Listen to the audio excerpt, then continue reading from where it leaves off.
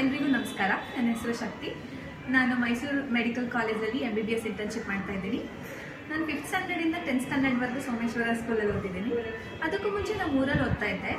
ಅಲ್ಲಿಂದ ಸೋಮೇಶ್ವರ ಸ್ಕೂಲಿಗೆ ಶಿಫ್ಟ್ ಆಗಬೇಕಾದ್ರೆ ಅಡ್ಮಿಷನ್ ಟೈಮಲ್ಲಿ ನನಗೆ ಎಂಟ್ರೆನ್ಸ್ ಎಕ್ಸಾಮ್ ಅಂತ ಕೊಟ್ಟಿದ್ದರು. I did not know that entrance exam exist actually. ಅವ್ರು ಕೊಟ್ಟಾಗ ನನಗೆ ಏನು ಗೊತ್ತಿರಲಿಲ್ಲ, ಹಾಗಾಗಿ ಏನು ಬರ್ದಿರಲಿಲ್ಲ.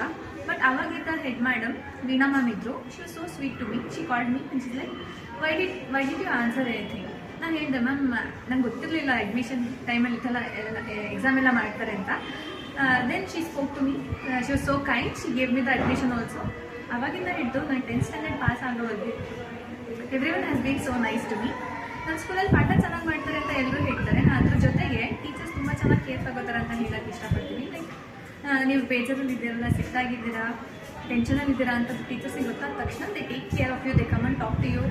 So good like family.